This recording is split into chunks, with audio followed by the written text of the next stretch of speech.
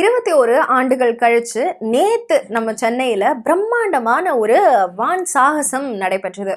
நம்மளுடைய Indian air force ஆரம்பிச்சு 92 ஆண்டுகள் ஆகுது. 1932 சுதந்திரத்துக்கு முன்னாடியே அக்டோபர் மாதம் 8ஆம் தேதி தொடங்கப்பட்டது. அதனுடைய 92வது ஆண்டு விழாவை கொண்டாடுற விதமாக தான் இந்த வான் சாகசம் நடைபெற்றுச்சு. ஒவ்வொரு ஆண்டுமே இந்த ஆண்டு விழாவை நம்மளுடைய தலைநகர் டெல்லியில தான் கொண்டாடுவாங்க. ஆனால் கடந்த ஒரு 3 ஆண்டுகளுக்கு முன்னாடி வரைக்கும் பார்த்தீங்கன்னா டெல்லியில் நடந்தது. அதுக்கப்புறம் இந்த வான் சாகசத்தை மற்ற நகரங்களுக்கும் கொண்டு போகணும் அப்படிங்கிற ஒரு முடிவெடுக்கிறாங்க. எதுக்காக அப்படின்னு பார்த்தீங்கன்னா, நம்ம வந்துட்டு பாகிஸ்தான் கூடயும் சரி சைனா கூடயும் சரி பார்டர்ஸை ஷேர் பண்ணிட்டு இருக்கோம். ஏற்கனவே நம்ம 3 பேருக்கும் இடையில வாய்க்கா தகராறு மாதிரி போயிட்டு இருக்கு. ஸோ ஏதாவது ஒரு எமர்ஜென்சி அப்படின்னா நம்மளுடைய ஏர்ஃபோர்ஸ் எவ்வளோ எக்யூப்டாக இருக்காங்க, எவ்வளோ டேலண்டடாக இருக்காங்க அப்படிங்கிறத ஷோகேஸ் பண்ணுறதுக்காகவும் நம்மளுடைய இந்த இந்தியன் யங்ஸ்டர்ஸ் எல்லாம் இருக்காங்க இல்லையா, அவங்கள ஏர்ஃபோர்ஸில் ஜாயின் பண்ணுறதுக்கு இன்ஸ்பயர் பண்ணணும் அப்படிங்கிறதுக்காகவும் தான் இந்த ஒரு ஏர் ஷோவை நடத்துகிறாங்க. அதன்படி கடந்த 3 ஆண்டுகள் சொல்லியிருந்தோம் இல்லையா, முதல்ல சண்டிகர்லையும் அதுக்கடுத்து பிரயாக்ராஜ்லையும் கடைசியா 3வது ஆண்டா நம்மளுடைய சவுத் இந்தியாவான தமிழ்நாடை சூஸ் பண்ணி சென்னையில் இந்த ஏர் ஷோவை நடத்தியிருக்காங்க. இந்த ஏர் ஷோவை நடத்துறதுல இன்னொரு முக்கியமான காரணம் இருக்கு. என்ன அப்படின்னா, லிம்கா புக் ஆஃப் ரெக்கார்ட்ஸில் பெயர் பதிக்கணும், உலக சாதனை படைக்கணும் அப்படிங்கிறதுக்காகவும் இந்த ஏர் ஷோவை நம்மளுடைய மெரினால நடத்தினாங்க. ஏற்கனவே 15 லட்சத்துக்கும் மேற்பட்ட மக்கள் இங்க லைவா வந்து இந்த ஷோவை பார்ப்பாங்க அப்படின்னு கணிக்கப்பட்டிருந்தது. அதே மாதிரி 15 லட்சத்துக்கும் மேற்பட்ட மக்கள் லைவா போய் அங்க பார்த்து லிம்கா புக் ஆஃப் ரெக்கார்ட்ஸ்ல பேரும் பதிச்சிட்டாங்க. இந்த மாதிரி ஒரு பக்கம் நிறைய பாசிட்டிவ் சைட்ஸ் இருந்தாலும், இன்னொரு பக்கம் இந்த ஏர் ஷோவை பார்க்க வந்ததுல 5 பேர் இறந்து போயிருக்காங்க. நூற்றுக்கணக்கான மக்கள் ஹாஸ்பிட்டல்ஸ்ல அட்மிட் செய்யப்பட்டிருக்காங்க. இதை வந்துட்டு ஏன் முக்கியமாக பார்க்கணும் அப்படின்னு பார்த்தீங்கன்னா, போன மாதம் நம்ம ஊரில் F1 கார் ரேஸ் நடத்துது. அதுக்கு கொடுத்த இம்பார்ட்டன்ஸை இந்த ஏர் ஷோக்கு கொடுக்கலையோ அப்படிங்கிற ஒரு விஷயம்தான் வலைத்தளங்களில் பேசப்பட்டு இருக்கு. அது என்ன அப்படிங்கிறத இந்த பதிவில் முழுசாக பார்க்கலாம். Welcome to Tamil threads. நான் உங்கள் மௌனமொழி.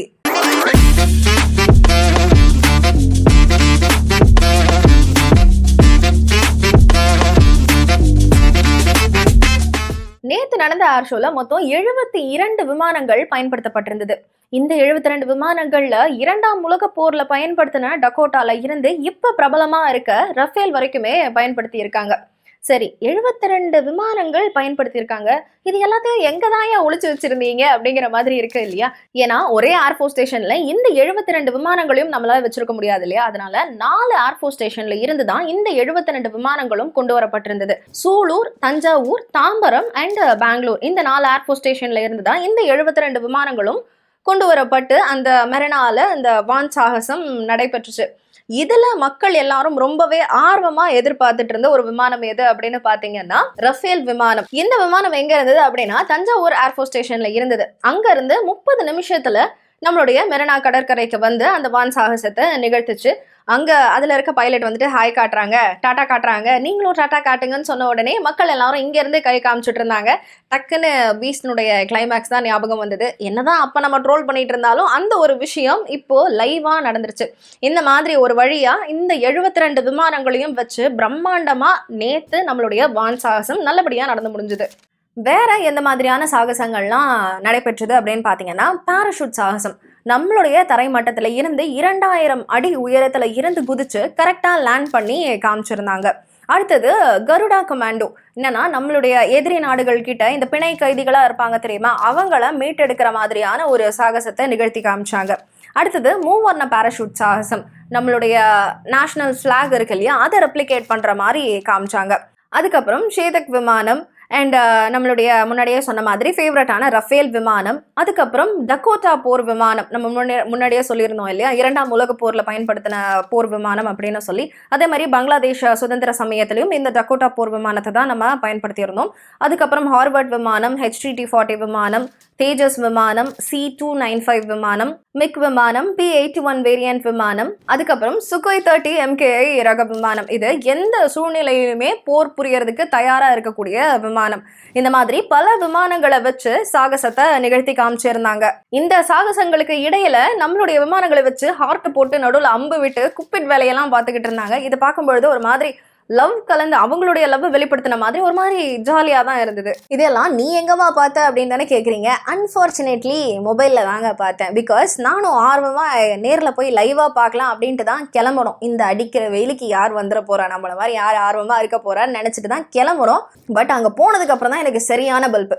கிண்டியிலேருந்து அடையார் போகிறதுக்கே 2 மணி நேரம் ஆயிடுச்சு. சரி எப்படியாவது முக்கி முனைக்கு போய் பார்த்துடலாம் அப்படின்னு ட்ரை பண்ணோம். அதுக்கப்புறம் வண்டி ஒரு இன்ச்சு கூட நகரில்.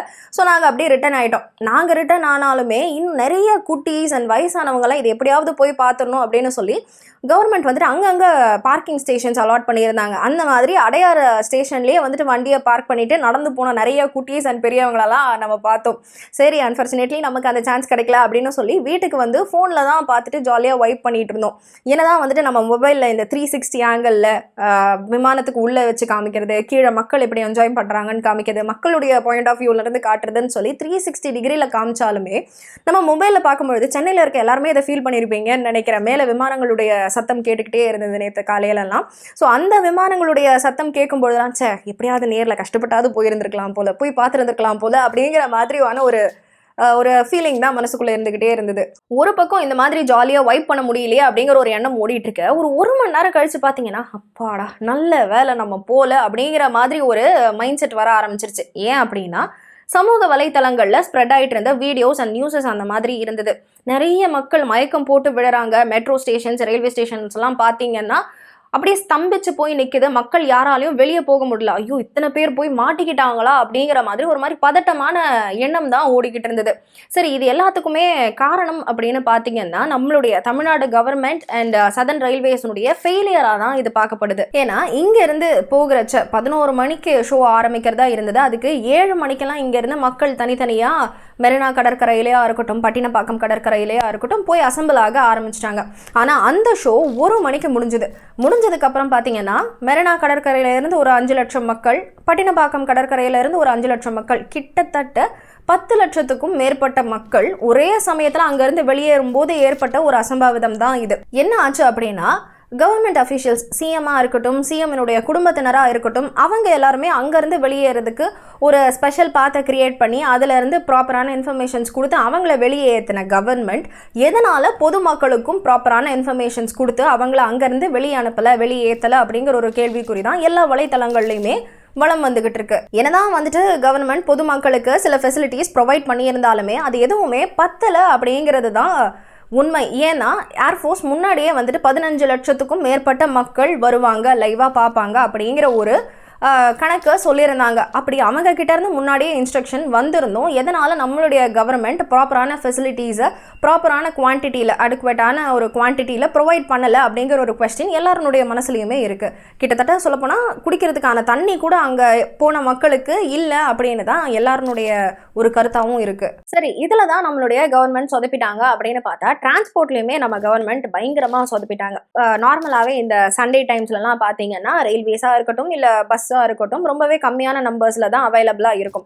பட் இப்படி ஒரு ஷோ நடக்க போகுது, இத்தனை மக்கள் வந்துட்டு ஒரே இடத்துல கூட போகிறாங்க அப்படின்னு தெரிஞ்சதுக்கு அப்புறம் ஒரு அன்லிமிட்டெட் நம்பர் ஆஃப் பஸ்ஸஸாக இருக்கட்டும், ட்ரெயின்ஸாக இருக்கட்டும் ப்ரொவைட் பண்ணியிருந்தாங்கன்னா இந்த மாதிரியான ஒரு அசம்பாவிதம் நடந்திருக்காது. இந்த ஒரு விஷயத்தில் நம்மளுடைய தமிழ்நாடு கவர்மெண்ட்டாக இருக்கட்டும், சவுத் இந்தியன் ரயில்வேஸாக இருக்கட்டும் 2 பேருமே பயங்கரமாக சொதப்பி வச்சுட்டாங்க. இதன் காரணமாக தான் 5 பேர் இறந்து போயிருக்காங்க. சரி எல்லாருமே வயசானவங்களாக இருப்பாங்க, வெயில் தாங்க முடியாமல் இறந்து போயிருப்பாங்க, இந்த டிராஃபிக்னுடைய நெரிச்சல் தாங்க முடியாமல் இருந்திருக்கும் அப்படின்னு பார்த்தீங்கன்னா 34 வயசு ஒரு நபருக்கு அவருக்கு ஹார்ட் அட்டாக் வந்து இந்த டிராஃபிக் மூலமா இறந்து போயிருக்காரு. இது நம்ம கவர்மெண்ட்டினுடைய ஒரு அலட்சியத்தை காட்டுது. ஏன் அப்படின்னா இங்கேருந்து போகும்பொழுது வழியை கிளியராக சொன்னவங்க அதுக்கப்புறம் அங்கேருந்து ரிலீவ் ஆகும் பொழுதும் கிளம்பும் பொழுதும் இந்த வேவை யூஸ் பண்ணுங்க, இந்த இடங்கள்லாம் பிளாக் ஆகி இருக்குன்ட்டு ப்ராப்பராக இன்ஸ்ட்ரக்ஷன் கொடுத்துருந்தாங்கன்னா இந்த மாதிரியான ஒரு சம்பவம் நிகழாமல் இருந்திருக்கும். இதே கவர்மெண்ட் தான் 1 மாதத்துக்கு முன்னாடி F1 கார் ரேசிங்கை கண்டக்ட் பண்ணியிருந்தாங்க. அந்த சமயத்தில் இந்த மேனேஜ் பண்ணுற விஷயங்கள்லாம் இருக்குது இல்லையா, டிராஃபிக் மேனேஜ்மெண்ட்டாக இருக்கட்டும், அவங்களுக்கான ஃபெசிலிட்டிஸ் ப்ரொவைட் பண்ணுறதா இருக்கட்டும், பப்ளிக்னுடைய சேஃப்டியாக இருக்கட்டும், இந்த மாதிரி எல்லாத்தையுமே ப்ராப்பராக ஆர்கனைஸ் பண்ணி கண்டக்ட் பண்ணியிருந்தாங்க. ஒருவேளை இது டெபுட்டி சிஎம்னுடைய டிபார்ட்மெண்ட்டு கீழே வருது அப்படிங்கிறதுனால இங்கே அதிகமான ஆர்வம் ஆர்வத்தையும் இங்க வந்துட்டு ஏர்ஃபோர்ஸ் தானே நடத்துறாங்க அப்படிங்கறதுனால இதை அலட்சியமா விட்டுட்டாங்களோ அப்படிங்கிற ஒரு கேள்வி எழுது. ஏன் அப்படின்னா இந்த ஏர் ஷோவினுடைய மார்க்கெட்டிங் எடுத்துக்கிட்டீங்கன்னா முழுக்க முழுக்க ஏர்ஃபோர்ஸ் தான் பண்ணியிருந்தாங்க. ஆரம்ப கட்டத்துல இருந்தே தமிழ்நாடு கவர்மெண்ட் இதுல ஒரு ஆர்வத்தை காட்டல அப்படிங்கிறது தான் தெரிய வருது. இதுல முக்கியமான ஃபெயிலியர் யாரோடது அப்படின்னு பாத்தீங்கன்னா போலீஸ் டிபார்ட்மெண்ட்டினுடையது. இந்த போலீஸ் டிபார்ட்மெண்ட் வந்துட்டு இப்போ ரீசன்ட் டைம்ஸ்ல எக்கச்சக்கமான ஃபெயிலியர்ஸை சந்திச்சுட்டு இருக்காங்க. இது யாரு கீழே வருது அப்படின்னு பாத்தீங்கன்னா நம்மளுடைய சிஎம்க்கு கீழே தான் வருது. இப்போ டெபுட்டி சிஎம்மா உதயநிதி ஸ்டாலின் அவர்களுக்கு பொறுப்பு கொடுத்தது பதிலா இந்த போலீஸ் டிபார்ட்மெண்ட் காவல்துறையை வந்துட்டு உதயநிதி அவர்களுக்கு கொடுத்துருந்தா இன்னும் ப்ராப்பரா மேனேஜ் பண்ணியிருப்பாங்களோ அப்படின்னு தோணுது. ஏன்னா இதுக்கு முன்னாடி செஸ் ஒலிம்பியாடா இருக்கட்டும், F1 கார் ரேசிங்கா இருக்கட்டும், இதை ப்ராப்பரா ஆர்கனைஸ் பண்ணியிருந்தாங்க இல்லையா உதயநிதி அவர்களுக்கு கீழே. அதே மாதிரி நிறைய ஃபெயிலியர் இருக்க ஒரு டிபார்ட்மெண்ட் நம்மளுடைய போலீஸ் டிபார்ட்மெண்ட்டா இருக்கு. அதை நம்ம உதயநிதி அவர்கள்கிட்ட கொடுத்துருந்தா இன்னும் ப்ராப்பரா ஆர்கனைஸ் பண்ணி இந்த மாதிரியான அசம்பாவிதங்கள்லாம் நடக்காம தவிர்த்திருக்க முடியுமோ அப்படிங்கிற ஒரு தாட் வந்துகிட்டு இருக்கு.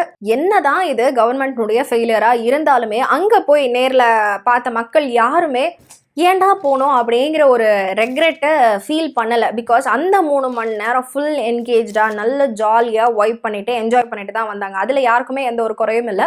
பட் கவர்மெண்ட் இன்னும் கொஞ்சம் நல்லா ஆர்கனைஸ் பண்ணியிருக்கலாமோ அப்படின்னு சொல்லி அவங்க மேலே தான் மக்கள் எல்லாரும் முழுக்க முழுக்க கோபத்தோடு இருக்காங்க. எப்படியும் கவர்மெண்ட் இந்த இன்சிடென்ட்டுக்கும் ஏதாவது ஒரு முட்டு கொடுப்பாங்க. அது என்ன அப்படிங்கிறது பொறுத்திருந்து பார்க்கலாம். இந்த மாதிரியான இன்ஃபர்மேட்டிவ் வீடியோஸ் வேணும் அப்படின்னு நினச்சிங்கன்னா நம்ம சேனலுக்கு சப்ஸ்கிரைப் பண்ணிடுங்க. இன்னொரு வீடியோவில் உங்களை பார்க்குறேன். கேட்டதற்கு நன்றி.